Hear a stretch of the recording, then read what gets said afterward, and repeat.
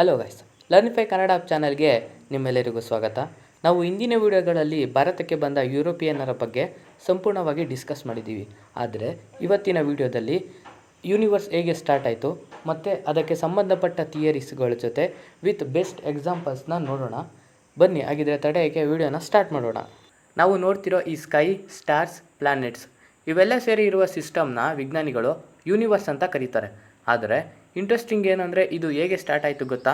ಒಂದು ಕ್ಷಣ ಇಮ್ಯಾಜಿನ್ ಮಾಡ್ಕೊಳ್ಳಿ, ನಿಮ್ಮ ಸುತ್ತಲೂ ಸಂಪೂರ್ಣ ಖಾಲಿ, ಲೈಟ್ ಇಲ್ಲ, ಸೌಂಡ್ ಇಲ್ಲ, ಏನೂ ಇಲ್ಲ, ಈವನ್ ಟೈಮ್ ಕೂಡ ಇರೋದಿಲ್ಲ.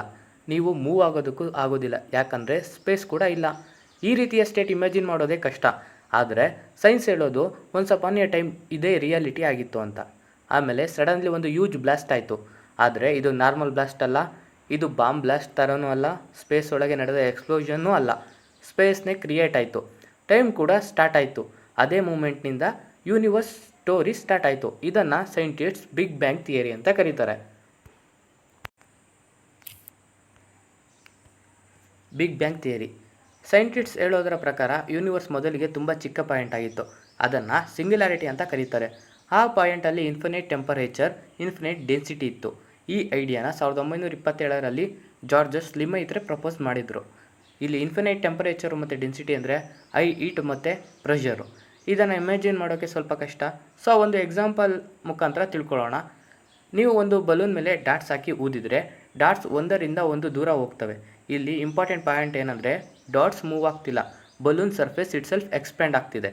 ಅದೇ ರೀತಿ ಗ್ಯಾಲಕ್ಸೀಸ್ ಮೂವ್ ಆಗ್ತಾ ಇಲ್ಲ, ಸ್ಪೇಸ್ ಇಟ್ಸೆಲ್ಫ್ ಎಕ್ಸ್ಪ್ಯಾಂಡ್ ಆಗ್ತಾ ಇದೆ.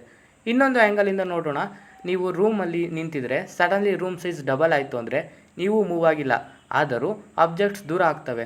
ಇದೇ ಕಾನ್ಸೆಪ್ಟ್ಸ್ ಯೂನಿವರ್ಸಲ್ಲಿ ನಡೆಯುತ್ತಿದೆ. ಬಿಗ್ ಬ್ಯಾಂಗ್ ಆದಮೇಲೆ ಫಸ್ಟ್ ಫ್ಯೂ ಸೆಕೆಂಡ್ಸ್ ಯೂನಿವರ್ಸ್ ಹಿಸ್ಟ್ರಿಯಲ್ಲಿ ತುಂಬ ಇಂಪಾರ್ಟೆಂಟು. ಮೊದಲಿಗೆ ಎನರ್ಜಿ ಮಾತ್ರ ಇತ್ತು. ಆ ಎನರ್ಜಿ ಸ್ಲೋಲಿ ಪಾರ್ಟಿಕಲ್ಸ್ ಆಗಿ ಕನ್ವರ್ಟ್ ಆಯಿತು.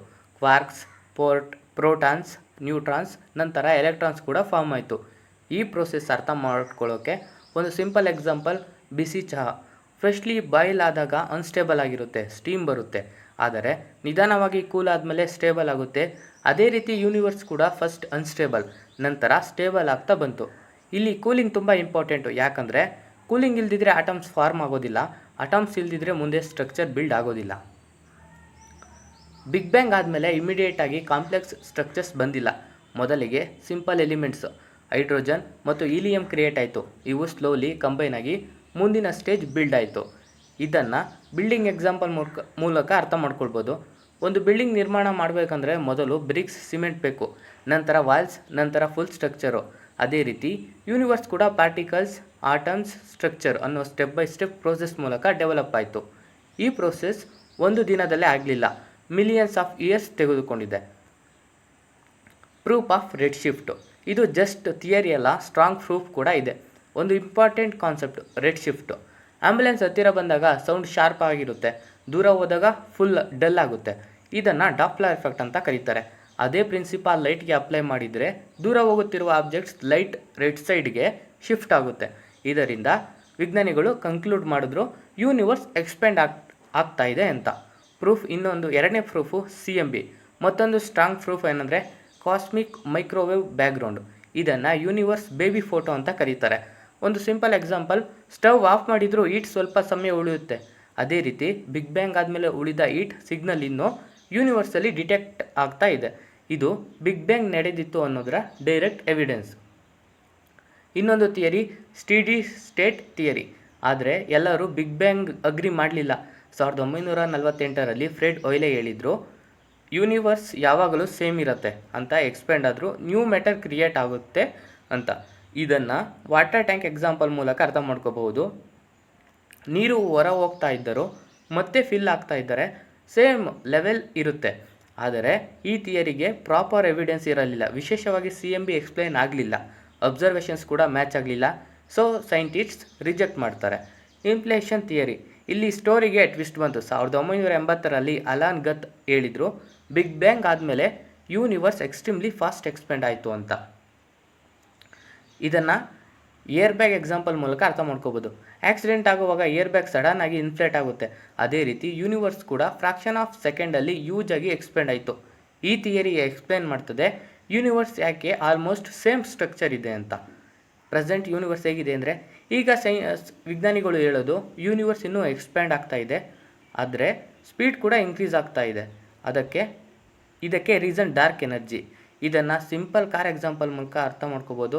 ಒಂದು ಕಾರ್ ಸ್ಲೋ ಇಂದ ಸ್ಟಾರ್ಟ್ ಆಗಿ ನಂತರ ಸ್ಪೀಡ್ ಇನ್ಕ್ರೀಸ್ ಆಗುತ್ತೆ. ಅದೇ ರೀತಿ ಯೂನಿವರ್ಸ್ ಎಕ್ಸ್ಪ್ಯಾನ್ಷನ್ ಕೂಡ ಫಾಸ್ಟ್ ಆಗ್ತಾ ಇದೆ. ಫ್ಯೂಚರ್, ಮುಂದೆ ಯೂನಿವರ್ಸ್ ಏನಾಗುತ್ತೆ ಅನ್ನೋದು ಇನ್ನೂ ಮಿಸ್ಟ್ರಿ. ಅದು ಫಾರೆವರ್ ಎಕ್ಸ್ಪ್ಯಾಂಡ್ ಆಗಬಹುದು, ಅಥವಾ ಎಕ್ಸ್ಪ್ಯಾನ್ಷನ್ ಸ್ಲೋ ಆಗಿ ಸ್ಟಾಪ್ ಆಗ್ಬೋದು, ಅಥವಾ ಕೊಲ್ಯಾಪ್ಸ್ ಆಗ್ಬೋದು. ಇದನ್ನು ಬಲೂನ್ ಎಕ್ಸಾಂಪಲ್ ಮೂಲಕ ಅರ್ಥ ಮಾಡ್ಕೋಬೋದು. ಬಲೂನ್ ಇನ್ಫ್ಲೇಟ್ ಆಗ್ತಾ ಹೋಗಬಹುದು, ಆದರೆ ಬಸ್ಟ್ ಆಗಬಹುದು. ಅದೇ ರೀತಿ ಯೂನಿವರ್ಸ್ ಫ್ಯೂಚರ್ ಕೂಡ ಅನ್ಪ್ರಿಡಿಕ್ಟಬಲ್. ಒಟ್ಟಿನಲ್ಲಿ ಸ್ಟೋರಿ ಸಿಂಪಲ್ಲು. ಒಂದು ಟಿನಿ ಪಾಯಿಂಟಿಂದ ಸ್ಟಾರ್ಟ್ ಆದ ಸಿಸ್ಟಮ್ ಇವತ್ತು ಯೂಜ್ ಆಗಿ ಎಕ್ಸ್ಪ್ಯಾಂಡ್ ಆಗ್ತಾ ಇದೆ. ನಾವು ನೋಡ್ತಿರೋ ಸ್ಕೈ ಫುಲ್ ಯೂನಿವರ್ಸ್ ಅಲ್ಲ, ಜಸ್ಟ್ ಒಂದು ಸ್ಮಾಲ್ ಪಾರ್ಟ್ ಮಾತ್ರ. ನಾವು ಯೂನಿವರ್ಸಲ್ಲಿ ವೆರಿ ಸ್ಮಾಲ್, ಆದರೆ ನಮ್ಮ ಕ್ಯೂರಿಯಾಸಿಟಿ ಮಾತ್ರ ಇನ್ಫಿನೈಟ್. ಯೂನಿವರ್ಸ್ ಸ್ಟೋರಿ ಇನ್ನೂ ಮುಗ್ದಿಲ್ಲ, ಮುಂದೆ ಇದೆ. ಯೂನಿವರ್ಸ್ ಫಾರ್ಮ್ ಆದಮೇಲೆ ಇನ್ನೂ ತಿಳ್ಕೊಳ್ಳೋದಕ್ಕೆ ತುಂಬ ವಿಷಯನೇ ಇದೆ.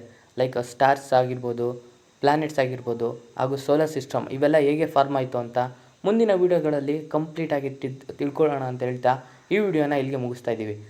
ವಿಡಿಯೋ ಮುಗಿಸೋಕ್ಕಿಂತ ಮುಂಚೆ ಈ ವಿಡಿಯೋ ನಿಮ್ಗೆ ಇಷ್ಟವಾಗಿದ್ದರೆ ಲೈಕ್ ಮಾಡಿ, ಹಾಗೂ ಇದೇ ರೀತಿ ಹೆಚ್ಚಿನ ವಿಷಯಗಳಿಗಾಗಿ ನಮ್ಮ ಲರ್ನಿಫೈ ಕನ್ನಡ ಚಾನಲನ್ನು ಸಬ್ಸ್ಕ್ರೈಬ್ ಮಾಡಿ. ಮತ್ತೆ ಮುಂದಿನ ವಿಡಿಯೋದಲ್ಲಿ ಸಿಗೋಣ. ಧನ್ಯವಾದಗಳು.